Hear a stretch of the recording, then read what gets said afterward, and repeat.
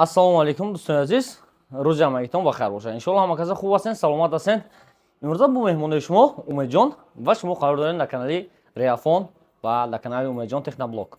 Чиқар гидасен дар инҷа мо толка телефонҳои Realme-ро имрӯз ҷамъ кардем мондем. Барои чӣ? Барои ки ҳозир фақат дар бораи телефонҳои Realme гап меравад. Именно телефонҳои Realme-ро ман як ба як шумода по порядку обзор карда мебурам. ва худо хоҳад Realme як компания ҳаст ки ҳама намуди телефонҳоро дорад. ҳама намуд. Ай телефони буҷетни сар кардаги то последний игровой телефонам дорад. Даже наздики хади Realme 12 Pro буромад. Худо хоҳад ба ядрӯзара мешавад. А так заказ кардан то мумкин. Чиқар медонем барои заказ кардан куҷо муроҷиат карданатон албатта медонем ки рақамое ки дар рӯи экран десен ҳамин рақам дар WhatsApp ҷа муроҷиат кунед, ҳатман операторҳо шумо да заказон қабул мекунанд. Ва адресои мо бошад ногуфта намонад шаҳри Москва, метро Бутырская, торговый центр Зеленый, магазин аз соати 10 саҳар до соати 10 бегара ҳар рӯза кор мекунад. Ва мерем аки имрӯз бошад худо хоҳад дар бораи телефонҳои Realme гап мезанем. Телефонҳои ҳама буҷетни Realme чиқар десен Note 50 як дақиқа ҳозир шумо як нишон тиён Усмонҷон телефон дате телефон ниё куненда ҳозир агар ки шумо нархҳои телефонҳоро фаҳмидан хоҳед актуалниша чикор мекунед? Ҳама вақт медонед телеграм канали Realphone Москва всегда медонед телефон Realphone Москва вақти мезанед ниё кунед Realphone Москва ин Realphone Москва ки несунед якум телеграм канали мо мемурад. Ин 3777 одам даст инҷа.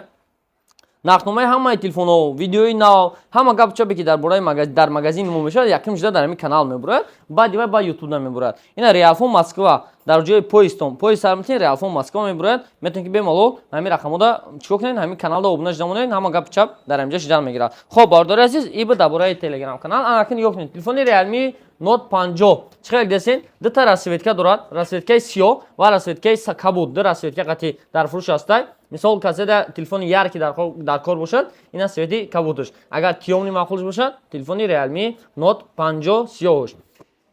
Телефони размераш ниё кунед. Процессораш 8 ядерный процессор дорад. 240,000 балл гирифтагар дар Antutu. Касоне ки мисол Antutu-ро чӣ буданаш медонад, уҷа ялка мефаҳманд ки 240,000 чихе балли нормальни ай.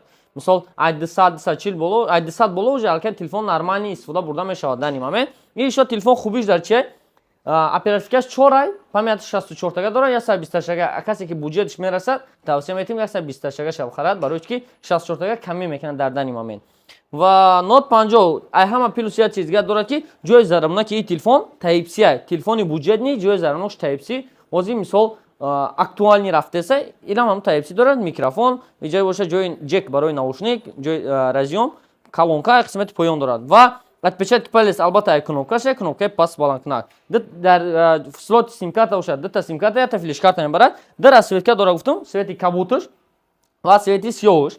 Нархҳои телефонҳо ҳамаи моделҳош мисол дар рӯи экранаш баромадаста, лекин нархҳошон 6500 рубл сар мешавад. Албатта ҳозир бо мо шумо да нархҳошон дар Telegram канал ҳамаша Realphone-ро порядка карда мепартоем. Метавонед ки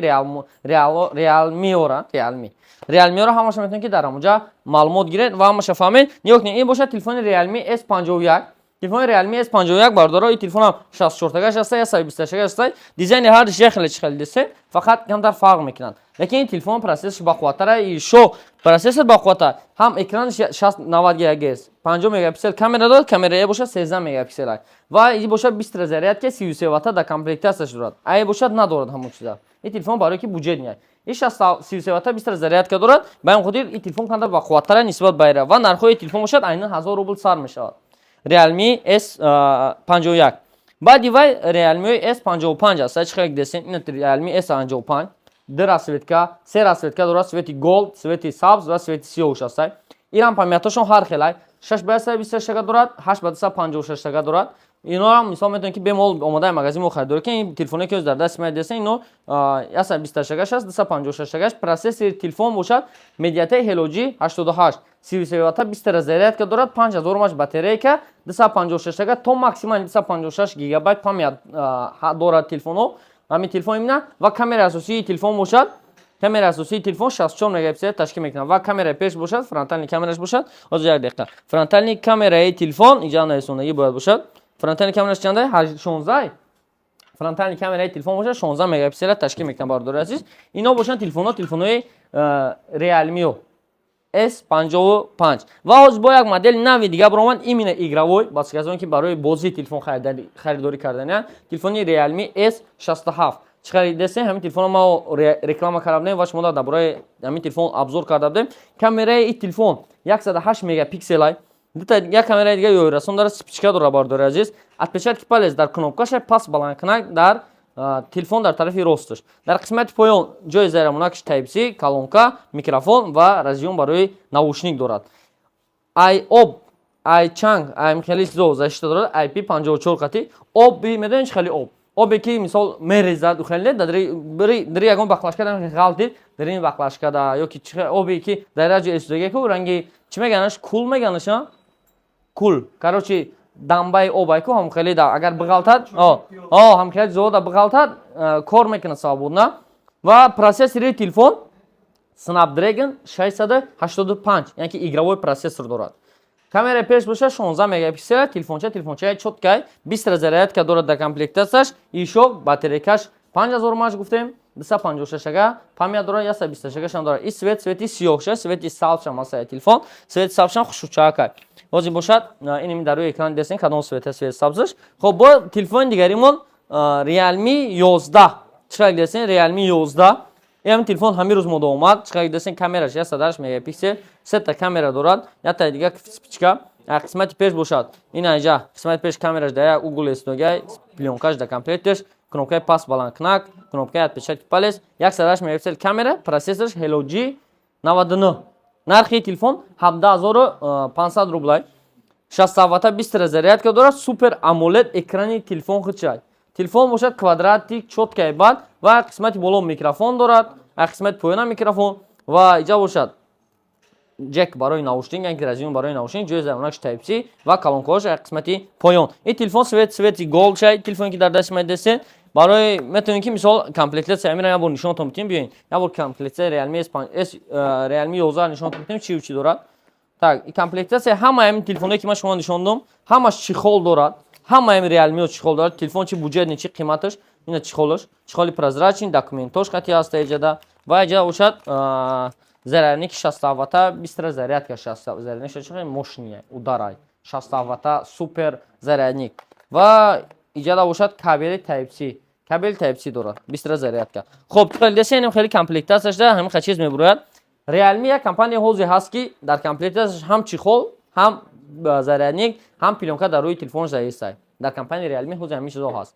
Мисол Redmi телефони буҷет низда намемонад, чихол намемонад, лекин Realme дар Realme Note 50 ки телефони буҷет низ ҳисоб мешавад, дар ҳамон телефонам чӯкарагай пилёнка мондагиай. Олиам гуфтасена, ой бача я скорост гап заданша пас накард. Бардоро ман намедонам, ман мехе тез гап заданда, бе остановка гап заданда омӯхташ даем. Умедворам ки хушро дарк кардасен. Хоб, ҳамин хел телефонҳо ҳастанд, чиқар гирден, ҳамин хел телефонҳоро метавонед ки бемалол заказ карданген. Realme имрӯза обзор мон дар бораи телефонои Realme буд. Метавонед ки Realme-ро ай магазини мо заказ кунед. Адресои мо я бор я гуфта мегузарамтон, шаҳри Москва, метро Бутырская, торговый центр Зелёний. Магазин аз соати 10 саат то соати 10 бегара ҳама рӯза кор мекунад. Дар охири видео чиқар омадан ба магазин ҳамаша нишонтон медиҳам. Метавонед ки бемалол видеоро тамошо карда магазин биёед. Албатта иҷа бошад авиакассир дорем. Авиакассияи мо мисол иҷада мисол шумо да метавонед ки чиқор кунад? Билет ба ҳама сал нависта битиятон. Но васита аз он ки шумо куҷо сафар кардан мехоҳед, любой давлат, любой самт, ай Тоҷикистон ба Россия, ай Россия ба Тоҷикистон барои граница гузаштантон ҳама чира авиакассия ҳал мекунад. Авиакассия Real Avia, авиакассия боваринок. Рақамо барои муроҷиат 925 371 03 88. Бемалол муроҷиат кардан ба дили пур, ба ҷавобгариш ҳама чиз дар калаи хумон ҷавоб метем иншоалло. Бемалол муроҷиат кардан гиред. ҳамин рақамҳои боваринок дар ватсап муроҷиат кунед. графики кории авиакассир аз соати 10 саат то соати 10 бегай бемалол нависта метиятол ба нархи дастрас. Саломат бошен, худтон эҳтиёт кунед. ин авиакассия кирая сурат бигирам фото опа да чи да ютуб канала обуна шудан фаромӯш накунед. короче Следующая станция Бутырская. вақте ки шумо дар стансияи Бутырская мерасед, ай вахиди сеюм ва чорум ба берун мебуроед. вахиди сеюм ва чорум шуморо ба тарафи торговый центр Зелёний раҳнамоӣ мекунад. Ай лестница полни ба боло мебуроед ва тарафи дасти чап гардиш мекунед. дар иҷа бошад сеюм ва чорум вахид нишон дага, шумо тарафи вахиди чорум ба берун мебуроед ва гардиш мекунед. баъди гардиш карданатон шумо аллакай торговый центр Зелёнийро мебинед ва дохили торговый центр Зелёний кишиден шуморо магазини Realphone пешвоз мегирад. марҳамат дар омода харидтонро ба анҷом расонед. омадани шуморо интизорем.